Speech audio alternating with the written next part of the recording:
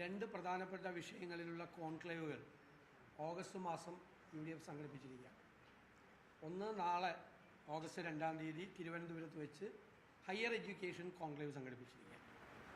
രണ്ടാമത്തേത് UDF തന്നെ നിയോഗിച്ച ഹെൽത്ത് കമ്മീഷൻ്റെ നേതൃത്വത്തിൽ ഹെൽത്ത് കോൺക്ലേവ് ഓഗസ്റ്റ് 22-ാം തീയതി തിരുവനന്തപുരത്ത് നടക്കും. നാളെ നടക്കുന്ന ഉന്നത വിദ്യാഭ്യാസ കോൺക്ലേവിൽ വിദ്യാഭ്യാസ വിചക്ഷണന്മാരും അക്കാഡമിക് രംഗത്തെ പ്രമുഖരും ഉൾപ്പെടെയുള്ള പ്രധാനപ്പെട്ട വ്യക്തികൾ, മുൻ വൈസ് ചാൻസലർമാർ ഉൾപ്പെടെയുള്ള പ്രധാനപ്പെട്ട വ്യക്തികൾ പങ്കെടുക്കും.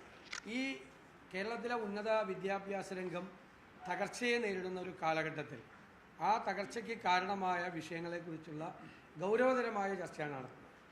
ഒന്ന്, കേരളത്തിൽ നിന്നും പ്രത്യേകിച്ച് യൂറോപ്യൻ രാജ്യങ്ങളിലേക്കുള്ള വിദ്യാർത്ഥികളുടെ പലായനം, ആ പലായനത്തിൻ്റെ കാരണങ്ങൾ, വലിയ വൻതോതിലുള്ള പലായനം നടക്കുകയാണ്.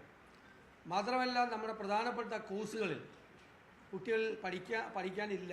പല ഗവൺമെൻറ് കോളേജുകളിലും എയ്ഡഡ് കോളേജുകളിലും ഇല്ല. പല എഞ്ചിനീയറിംഗ് കോളേജുകളും പൂട്ടിപ്പോകുന്നൊരവസ്ഥ സംസ്ഥാനത്തുണ്ടായിരിക്കുന്നു. ഈ വിദ്യാർത്ഥികളിലെ വലിയൊരു വിഭാഗം വിദേശ രാജ്യങ്ങളിലേക്കുള്ള പഠനത്തിന് പോവുകയാണ്. ആ പലായനത്തിന് ഉള്ള കാരണം എന്താണ് എന്ന് അന്വേഷിക്കുകയും അത് പരിഹരിക്കാൻ ഉള്ള മാർഗങ്ങൾ തേടുകയും ചെയ്യുന്നത് ഒരു പ്രധാനപ്പെട്ട വിഷയമാണ്.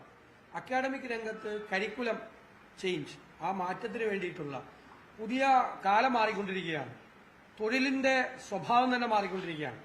പഴയ കാലങ്ങളിൽ 10-25 വർഷം കൂടുമ്പോഴാണ് തൊഴിലിൻ്റെ സ്വഭാവം മാറുന്നത്, നേച്ചർ ഓഫ് ജോബ്. ഇപ്പം അതല്ല, വളരെ വേഗത്തിൽ തൊഴിലിൻ്റെ സ്വഭാവം മാറിക്കൊണ്ടിരിക്കുകയാണ്. ആ തൊഴിലിൻ്റെ സ്വഭാവം മാറുന്നതനുസരിച്ചുള്ള കോഴ്സുകൾ, അതിൽ കരിക്കുലത്തിൽ ആവശ്യമായ മാറ്റങ്ങൾ വരുത്തി ലോകത്തുണ്ടായിക്കൊണ്ടിരിക്കുന്ന മാറ്റങ്ങൾക്ക് അനുസൃതമായിട്ടുള്ള അക്കാഡമിക് കോഴ്സുകൾ എങ്ങനെയാണ് ആരംഭിക്കേണ്ടത്, അതിനെക്കുറിച്ച് എങ്ങനെയാണ് ഗൗരവമായിട്ട് ചർച്ച ചെയ്യേണ്ടത്. ഇപ്പോൾ നിലവിൽ ഗവർണറും സർവകലാശാലകളുടെ ചാൻസലറായ ഗവർണറും വൈസ് ചാൻസലർമാരും സിൻഡിക്കേറ്റും ഒക്കെ തമ്മിൽ നടക്കുന്ന, ഗവൺമെന്റും എല്ലാം തമ്മിൽ നടക്കുന്ന സംഘർഷം, അതിനൊരു പരിഹാരം ഉണ്ടാകണം. കാരണം ഈ സംഘർഷത്തിന്റെ ഇരകൾ തടവിലാക്കപ്പെടുന്നത് സർവകലാശാലകളും അവിടെയുള്ള വിദ്യാർത്ഥികളുമാണ്. അതിനകത്ത് പിന്നെ സർവകലാശാലയുമായി ബന്ധപ്പെട്ട് ഉന്നത വിദ്യാഭ്യാസവുമായി ബന്ധപ്പെട്ട് നടക്കുന്ന അഴിമതികളെ സംബന്ധിച്ച് ഒരു ജനാധിപത്യ ഇങ്ങനെയാണ്. ഈ വിഷയങ്ങളെക്കുറിച്ചെല്ലാം വളരെ ഗൗരവപൂർവ്വം ചർച്ച ചെയ്യുകയും ഇതിനെല്ലാം പരിഹാരം നിർദ്ദേശിക്കുന്ന ഒരു ഡോക്യുമെന്റ് UDF തയ്യാറാക്കുകയും ചെയ്യും. അപ്പോൾ ഇതിനകത്ത് ഗവൺമെന്റിനെ എക്സ്പോസ് ചെയ്യും, സംശയമൊന്നും വേണ്ട. ഗവൺമെന്റ് ചെയ്യുന്ന തെറ്റായ കാര്യങ്ങൾ ചെയ്യും. അതിനേക്കാൾ പ്രധാനം ഇതിന്റെ ഒരു സൊല്യൂഷൻ കണ്ടെത്താൻ വേണ്ടിയിട്ടുള്ള ശ്രമമാണ്. കേരളത്തിന്റെ രാഷ്ട്രീയ ചരിത്രത്തിൽ ആദ്യമായിട്ടാണ് ഒരു പ്രതിപക്ഷം മുൻകൈയെടുത്ത് ഏറ്റവും ഗൗരവതരമായി ജനങ്ങളെ ബാധിക്കുന്ന രണ്ട് പ്രധാനപ്പെട്ട വിഷയങ്ങൾ, ഉന്നത വിദ്യാഭ്യാസവും അതുപോലെ ആരോഗ്യരംഗവും എടുത്തുകൊണ്ട് ഇങ്ങനെയൊരു കോൺക്ലേവ് നടത്തി വിദ്യാഭ്യാസ വിദഗ്ധന്മാരെയും ആരോഗ്യ വിദഗ്ധരെയും എല്ലാം പങ്കെടുപ്പിച്ചുകൊണ്ട് ഡോക്ടർമാരുടെ നേതൃത്വത്തിലുള്ള UDF രൂപീകരിച്ച ഹെൽത്ത് കമ്മീഷൻ വളരെ നന്നായി അവർ പ്രവർത്തിക്കുകയാണ്. അവരും വളരെ വിശദമായ കേരളത്തിലെ ആരോഗ്യ പ്രശ്നങ്ങളെ മുഴുവൻ അഡ്രസ്സ് ചെയ്യുന്ന തരത്തിലുള്ളൊരു വലിയ രീതിയിലുള്ള ഹെൽത്ത് കോൺക്ലേവാണ്. ഇപ്പോൾ നാളെ നടക്കുന്ന എഡ്യൂക്കേഷൻ കോൺക്ലേവിൽ വിദേശ രാജ്യത്തേക്ക് പോയ കുട്ടികൾ ഉൾപ്പെടെ പങ്കെടുക്കും. കേരളത്തിലെ UDF നേതാക്കളുമായി അവർ ആശയവിനിമയം നടത്തും. അവർ പോകാനിടയായ സാഹചര്യങ്ങൾ, അവിടെയുള്ള അവരുടെ പഠന സാഹചര്യങ്ങൾ, അവരുടെ മറ്റ് സാമ്പത്തികമായ വിഷയങ്ങൾ ഉൾപ്പെടെയുള്ള കാര്യങ്ങൾ ചെയ്യും. വിദ്യാഭ്യാസ വിദഗ്ധരായ ആളുകൾ വിദേശത്ത് നിന്നുൾപ്പെടെ ഓൺലൈനിലും ദേശീയ തലത്തിലുള്ള വിദ്യാഭ്യാസ വിദഗ്ധർ നേരിട്ടും എല്ലാം ഈ കോൺക്ലേവിൽ പങ്കെടുക്കും. അങ്ങനെയുള്ളൊരു വിശദമായ പരിപാടിയാണ് ഇവിടെ നാളെ വച്ചിരിക്കുന്നത്. പിന്നെ എനിക്കൊരു കാര്യം പറയാനുള്ളത്, ആരോഗ്യ വകുപ്പിന്റെ ഭാഗത്തു നിന്നും മന്ത്രിയുടെ ഭാഗത്തു നിന്നും പറഞ്ഞ വാക്കിന് ഒരു വിലയില്ലാത്ത രീതിയിലുള്ള സമീപനമാണ് ചെയ്യുന്നത്. ഇടയ്ക്കിടയ്ക്ക് ഇങ്ങനെ മാറിക്കൊണ്ടിരിക്കും. എപ്പോഴും നിലപാടിനെ കുറിച്ച് സംസാരിക്കുന്ന ആരോഗ്യമന്ത്രി ആദ്യം എടുത്ത നിലപാട് ഡോക്ടർ ഹാരിസിനെതിരായിട്ടാണ്. പിന്നെ 2 ദിവസം കഴിഞ്ഞപ്പോൾ അന്തരീക്ഷം മാറുന്നു എന്ന് കണ്ടു കഴിഞ്ഞപ്പോൾ നേരെ നിലപാട് മാറ്റി ഡോക്ടർ ഹാരിസിനെ ചേർത്ത് പിടിക്കും എന്നാണ് പറഞ്ഞത്. അപ്പൊ ചേർത്ത് പിടിക്കുന്നതാണ് ഇപ്പോൾ കണ്ടത്. അദ്ദേഹത്തിന് മെമ്മോ അയച്ചിരിക്കുകയാണ്. അദ്ദേഹത്തെ കുറ്റക്കാരനാക്കി, അദ്ദേഹം വലിയ കുറ്റകൃത്യം ചെയ്തു എന്നുള്ള മട്ടിൽ അദ്ദേഹത്തിന്റെ തലയിൽ ഇത് മുഴുവൻ കെട്ടിവെക്കാനുള്ള ശ്രമം നടത്തുന്നുണ്ട്. ഈ സർക്കാരിന്റെ നിലപാടില്ലായ്മയാണ് അതിലൂടെ വ്യക്തമാകുന്നത്. ഒരു മാസം ഇന്ന് നടക്കുന്നത്, ഇന്നലെ നടക്കുന്നത്. ഒരു സത്യം തുറന്നു പറഞ്ഞതിന്റെ പേരിൽ ഒരു ഡോക്ടർ ക്രൂശിക്കപ്പെടുന്ന പരിതാപകരമായ ഒരു അവസ്ഥയാണ്. അതിനെതിരായി പ്രതിപക്ഷം അതിശക്തിയായി പ്രതികരിക്കും. ആ ഡോക്ടറുടെ പേരിൽ നടപടിയെടുക്കാനുള്ള ഏത് തീരുമാനത്തെയും ഞങ്ങൾ ശക്തിയായി എതിർക്കും. അദ്ദേഹത്തെ ബലിയാടാക്കരുത്. കേരളത്തിലെ ആരോഗ്യരംഗത്ത് നടക്കുന്ന സംഭവങ്ങൾ അദ്ദേഹം അതൊന്നും ഒരു രാഷ്ട്രീയമായി പറഞ്ഞതല്ല എന്ന് എല്ലാവരും പറഞ്ഞു. അദ്ദേഹത്തിനുണ്ടായ, അദ്ദേഹത്തിന്റെ ഡിപ്പാർട്ട്മെന്റിലുണ്ടായ അനുഭവങ്ങൾ, അദ്ദേഹത്തിന് ഓപ്പറേഷൻ പോലും ചെയ്യാൻ പറ്റാത്ത ഒരു സാഹചര്യം അദ്ദേഹം പൊട്ടിത്തെറിച്ച് പറഞ്ഞതാണ്. അതിനെ ഒരു ക്വാളിറ്റേറ്റീവായിട്ട് ചേഞ്ചിന് വേണ്ടി, ഗുണപരമായ ഒരു മാറ്റം ആ രംഗത്ത് ഉണ്ടാക്കാൻ ഉപയോഗിക്കുന്നതിന് പകരം അദ്ദേഹത്തെ വേട്ടയാടി ഇനി ആരെങ്കിലും ഡോക്ടർമാർ കേരളത്തിൽ വാ തുറക്കാതിരിക്കാൻ വേണ്ടിയിട്ടാണ്, വായടപ്പിക്കാൻ വേണ്ടിയിട്ടുള്ള ശ്രമമാണ് ഇപ്പോൾ അദ്ദേഹത്തിനെതിരായിട്ടുള്ള നടപടിയുമായി മുന്നോട്ട് പോകുന്നതിന്റെ അർത്ഥം. ഒന്നും ചെയ്യില്ല, അദ്ദേഹത്തെ ചേർത്ത് പിടിക്കും എന്ന് പറയുന്ന മന്ത്രി എന്തിനാണ് ഇത്രയും വൃത്തികേടുകൾക്ക് നേതൃത്വം കൊടുക്കുന്നത് എന്നതാണ് ഞങ്ങളുടെ ചോദ്യം.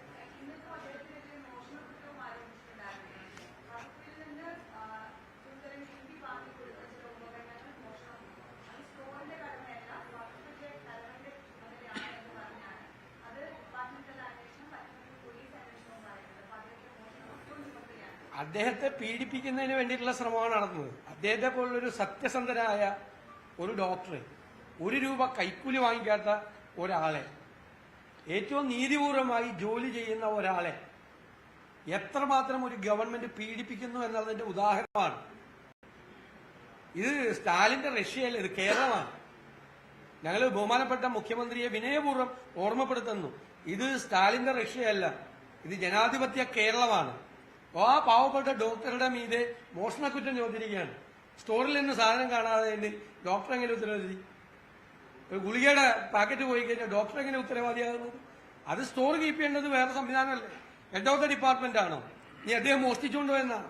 അദ്ദേഹത്തെ കുറിച്ച് എന്തും ചെയ്യാൻ മടിക്കാത്ത ആളുകളാണ് എന്നതിന്റെ ഒരു ഉദാഹരണമാണ്.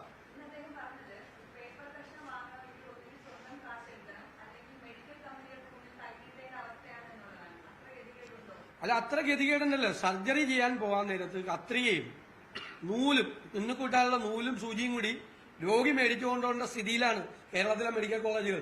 ഞാൻ ഇതിനു മുമ്പ് ആലപ്പുഴ മെഡിക്കൽ കോളേജിൽ ഞങ്ങളുടെ ഒരു സ്നേഹിതൻ അഡ്മിറ്റ് ആയി കഴിഞ്ഞ് കഴിഞ്ഞപ്പോൾ നൂല് മേടിച്ചുകൊണ്ടിരാൻ പറഞ്ഞു. തുന്നാനുള്ള നൂലില്ല ആശുപത്രിയിൽ, കോട്ടണില്ലായിരുന്നു, പഞ്ഞി. ആ പഞ്ഞിയും നൂലും സൂചിയും രോഗിയെ കൊണ്ടാണ് പഠിപ്പിച്ചത് ആലപ്പുഴ മെഡിക്കൽ കോളേജിൽ. ഈ ഡോക്ടർ പറഞ്ഞതിൽ എന്ത് തെറ്റാനുള്ളത്? പല ആശുപത്രികളിലും മെഡിസിൻസ് ഇല്ല. ഞാൻ പറഞ്ഞല്ലോ, കഴിഞ്ഞ വർഷവും ഈ വർഷവും മാത്രം 1100 കോടി രൂപ മെഡിക്കൽ സർവീസസ് കോർപ്പറേഷൻ കൊടുക്കാനുണ്ട്. ഇതിനു മുമ്പുള്ള വർഷങ്ങളിലെ സപ്ലൈ ചെയ്തതിന്റെ പൈസ കൊടുക്കാനുണ്ട്. ശ്രീ അടൂർ പ്രകാശ് ആരോഗ്യമന്ത്രിയായിരുന്ന ആളാണ്. എല്ലാ വർഷവും താഴെത്തട്ടിലുള്ള ആശുപത്രികളിലും തൊട്ട് മുകൾ തട്ടിലുള്ള ആശുപത്രികൾ വരെ അവർ ഇന്റന്റ് കൊടുക്കും. ഒരു വർഷം ആവശ്യമുള്ള സർജിക്കൽ എക്യുപ്മെന്റ്സ്, മെഡിസിൻസ് എല്ലാം ആ ഇന്റന്റ് അനുസരിച്ചിട്ടാണ് മെഡിക്കൽ സർവീസസ് കോർപ്പറേഷൻ ടെൻഡർ വിളിച്ച് സാധനങ്ങൾ വരുത്തി. ചില സാധനങ്ങൾ സൂക്ഷിച്ചു വയ്ക്കും, എല്ലാ മാസവും കൊടുക്കുള്ളൂ. ചിലത് ഒരു വർഷത്തേക്കുള്ളത് കൊടുക്കും. അത് കാലാവധി കഴിയാത്ത മരുന്നുകൾ അങ്ങനെ സപ്ലൈ ചെയ്യും. ഇത് മെഡിക്കൽ സർവീസസ് കോർപ്പറേഷന് കോടിക്കണക്കിന് രൂപ കൊടുക്കാനുള്ളത് കൊണ്ട് പ്രധാനപ്പെട്ട കമ്പനികളൊന്നും സപ്ലൈ ചെയ്യുന്നില്ല.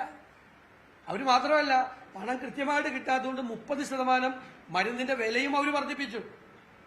സിസ്റ്റമാണ് സിസ്റ്റം മുഴുവൻ ഈ സ്ഥിതിയിലാണ്. സിസ്റ്റം നൂല് സൂചി പുറത്തു മേടിക്കേണ്ട സിസ്റ്റമാണ്.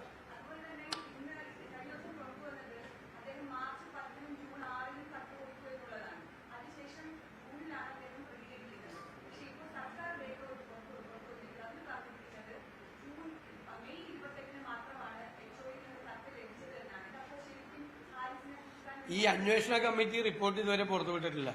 റൈറ്റ് ടു ഇൻഫർമേഷൻ ചോദിച്ചിട്ട് പോലും ഈ അന്വേഷണ കമ്മിറ്റി റിപ്പോർട്ട് പുറത്തുവിട്ടിട്ടില്ല.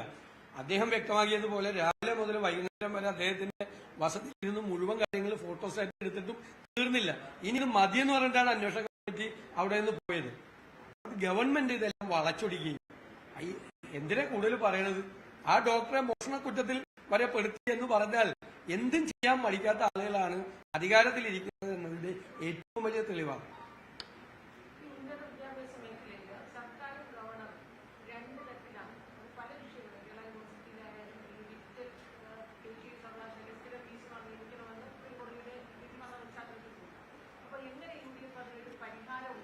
അല്ല, പരിഹാരം ഉണ്ടാകണമല്ലോ. വിദ്യാഭ്യാസ രംഗത്തെ പരിഹാരം ഉണ്ടാകണം.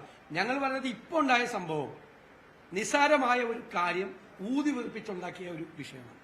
ഒരു കാരണവശാലും അത്തരം നിസ്സാരമായ വിഷയങ്ങൾ അപ്പം തന്നെ അവിടെ ചർച്ച ചെയ്ത് തീർക്കേണ്ട വിഷയമാണ്.